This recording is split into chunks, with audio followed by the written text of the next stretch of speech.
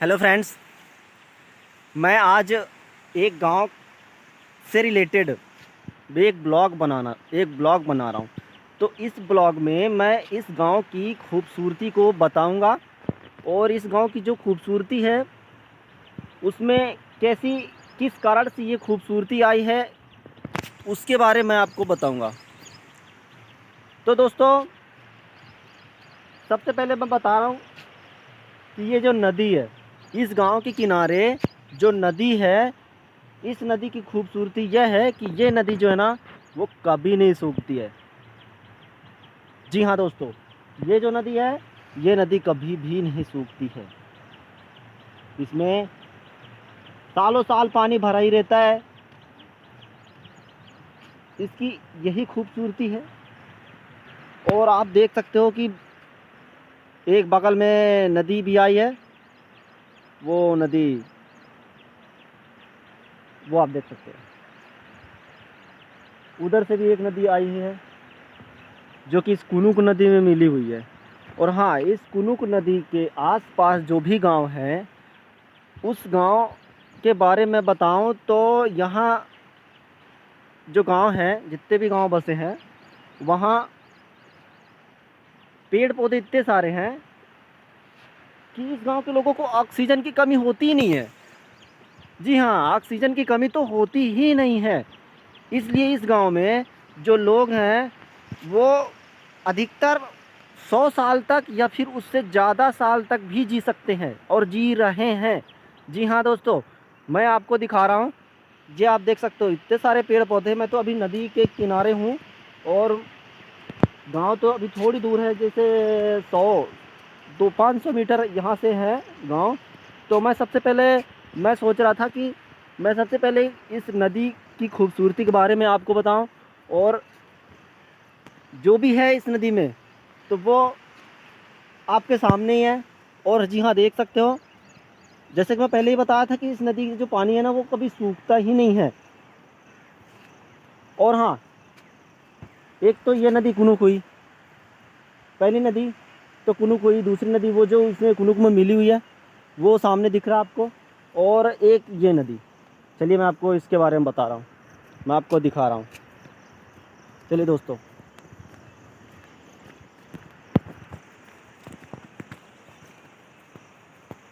ये मैं आपको दिखाने जा रहा हूँ। ये जो छोटे छोटे नहर हैं, ये जो छोटे छोटे नहर हैं, ये छोटे छोटे नहरों से मिलके ही ये कुनुक नदी बना हुआ है। बहुत सारा पानी इसमें कुनुक नदी में भरा होता है, जो कि मैं आज आपको दिखा रहा हूँ। ठीक है फ्रेंड्स, और मैं आपको, जी हाँ, मैं तो भूल ही गया कि मैं यहाँ के पेड़ पौधों के बारे में और आपको जानकारी देना चाहता हूँ। तो यहाँ आपको पेड़ पौधों के हिसाब से देखा जाए तो बहुत ही शानदार है यार। अब मैं क्या बताऊँ, यहाँ ऑक्सीजन की तो कमी होती नहीं है। मैं पहले ही बता चुका हूँ कि यहाँ तो ऑक्सीजन की कमी होती ही नहीं है। जी हाँ दोस्तों, मैं इस गांव के बारे में अभी बताऊंगा।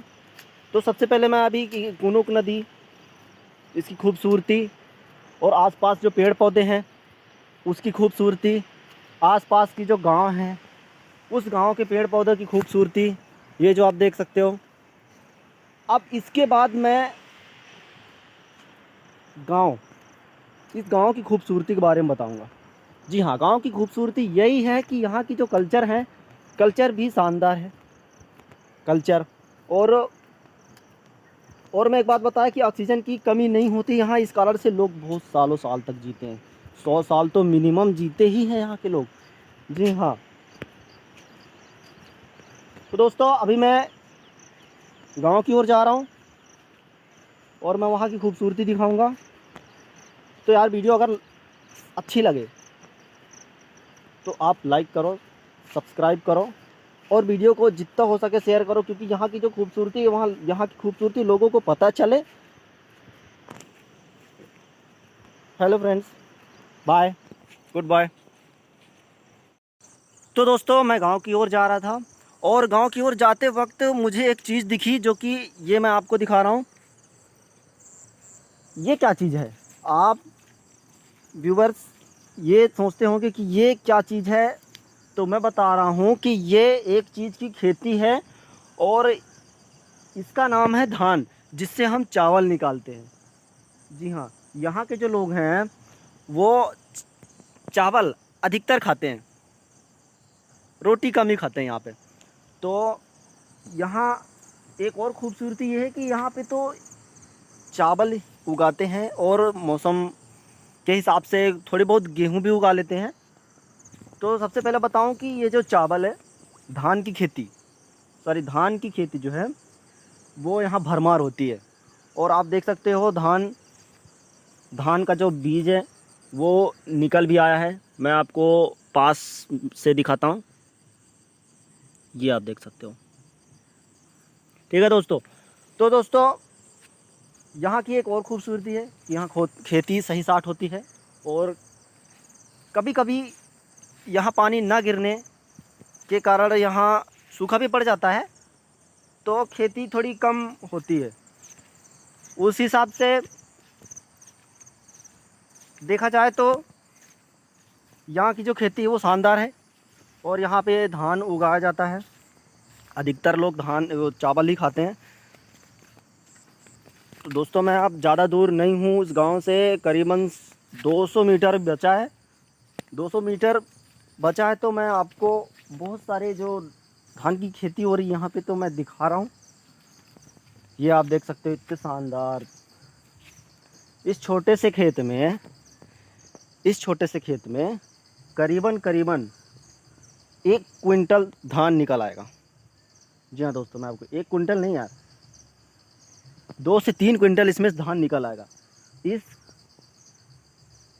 40 बाई 40 के खेत में। जी हाँ, ये 40 बाई 40 के खेत में, ये एक छोटा सा खेत है 40 बाई 40 का, इसमें 2 से 3 क्विंटल धान आराम से निकल जाएगा। तो ऐसे या फिर इससे और बड़े बड़े खेत हैं जिसमें धान उगाया जाता है और बहुत सारे धान होते भी हैं इसमें। तो दोस्तों चलिए, ये आप देख सकते हो।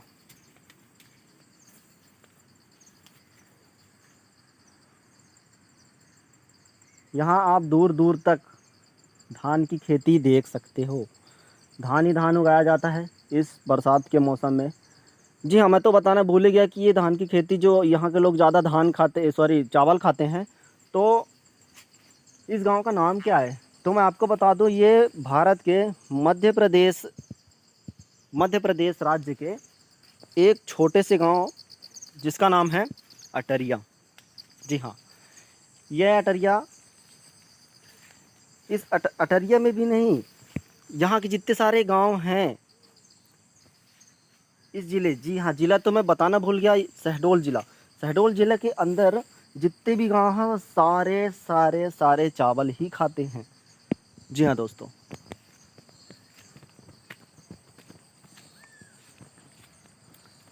ये आप देख सकते हो दोस्तों, ये कितने शानदार धान की खेती हो रही है। ये मैं आपको पास से भी दिखाऊंगा।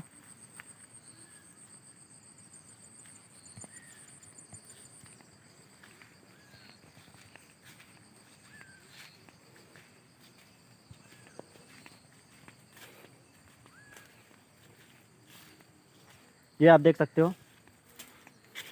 अब मैं गांव सिर्फ 100 मीटर ही बचा है जो कि वहाँ की खूबसूरती आपको बताऊंगा।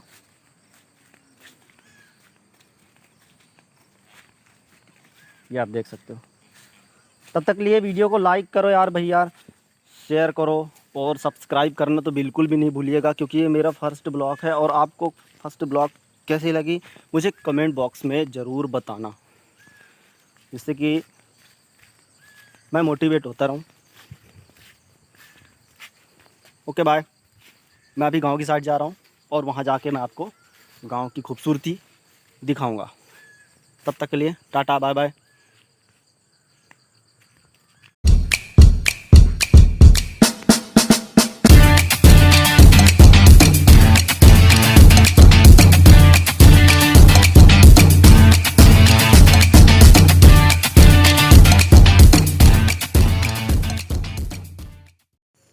तो दोस्तों अब मैं गांव पहुंच आया हूं और मैं आपको बताया था गांव की खूबसूरती के बारे में बताऊं।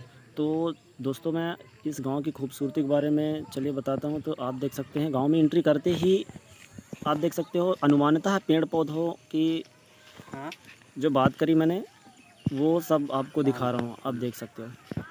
जी हाँ दोस्तों, ये आपके सामने एक घर भी दिख रहा है जो कि अभी अभी बना हुआ है। और इस घर की खूबसूरती को देख के आपको लग रहा होगा अभी तो ये तो बनना स्टार्ट हुआ है, सही साथ बन जाएगा। और हाँ, ये आप देख सकते हैं, ये बैल, यहाँ भी शानदार बैल। आंगनबाड़ी भी सही साट है, आप भी देख सकते हो। ये घर